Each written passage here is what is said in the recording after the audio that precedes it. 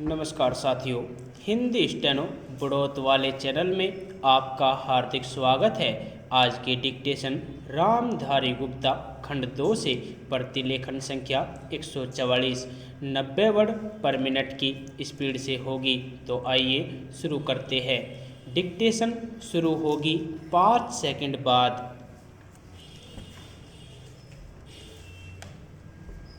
Start. Speaker महोदय, वास्तव में समस्या बड़े उद्योगों और ग्राम उद्योगों में सामंजस्य स्थापित करने की है। सभी उद्योगों का उद्देश्य उत्पादन बढ़ाना और आर्थिक दृष्टि से देश को समृद्ध करना है। हमें देखना यह है कि इन उद्देश्यों की पूर्ति के लिए भारी उद्योगों में और घरेलू उद्योगों को देश के आर्थिक जीवन में क्या स्थान दिया जाए। मैं मानता हूँ कि ग्राम उद्योग तभी पनप सकते हैं जब उनके लिए पूरी सुविधाएं हो और एक विशेष प्रकार का वातावरण पैदा किया जाए।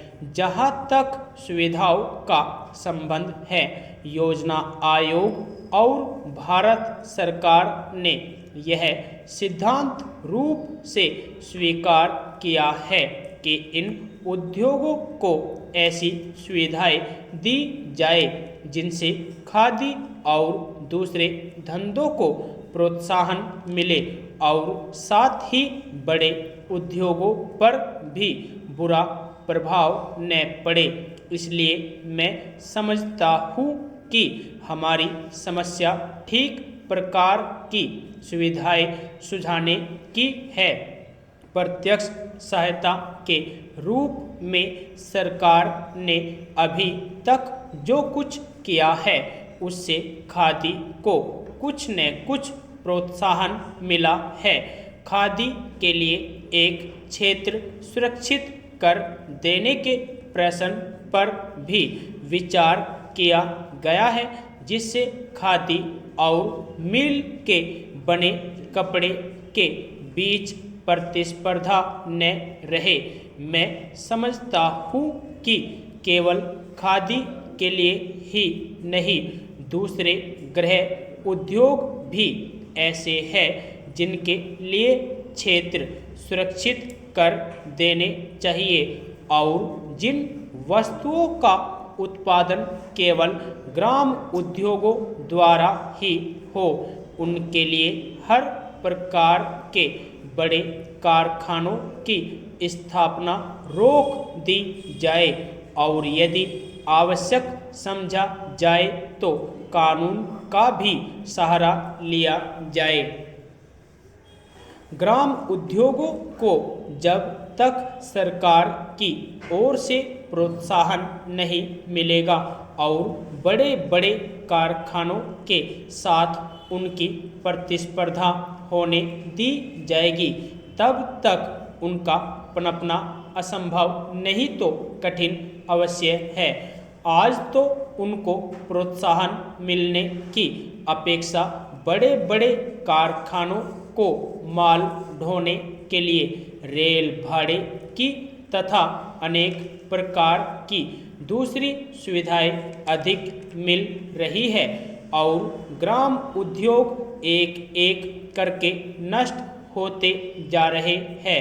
इस नीति में केवल परिवर्तन ही नहीं किया जाना चाहिए बल्कि इसको दूसरी ओर मोड़ देना चाहिए और छोटे उद्योगों को प्रोत्साहन देने के लिए उन्हें सभी प्रकार की सुविधाएं मिलनी चाहिए। उनके लिए केवल आर्थिक सहायता ही काफ़ी नहीं है। मैं जानता हूँ कि सरकार ने बड़े बड़े कारखानों की सहायता के लिए करोड़ों रुपयों की सहायता दी है अथवा उनको बचाने के लिए कर के रूप में जनता पर अरबों का बोझ लादा है। उदाहरण के लिए चीनी को ही लीजिए। चीनी के कारखानों को विदेशी कारखानों से सफल प्रतिस्पर्धा करने के लिए जनता को न मालूम कितने करोड़ रुपये देने पड़े हैं। इसी प्रकार विदेशी लोहे से भी सफल प्रतिस्पर्धा करने के लिए जनता को कितने ही वर्षों तक प्रति वर्ष करोड़ों रुपये देने पड़े हैं। ग्राम उद्योगों से जब करोड़ों व्यक्तियों को लाभ पहुंचता है तो कोई कारण नहीं कि उनको उसी प्रकार की और उसी पैमाने पर सहायता क्यों न दी जाए। यदि आपको डिक्टेशन अच्छी लगी हो तो हमारे चैनल को सब्सक्राइब करें तथा वीडियो को लाइक व शेयर भी करें। धन्यवाद।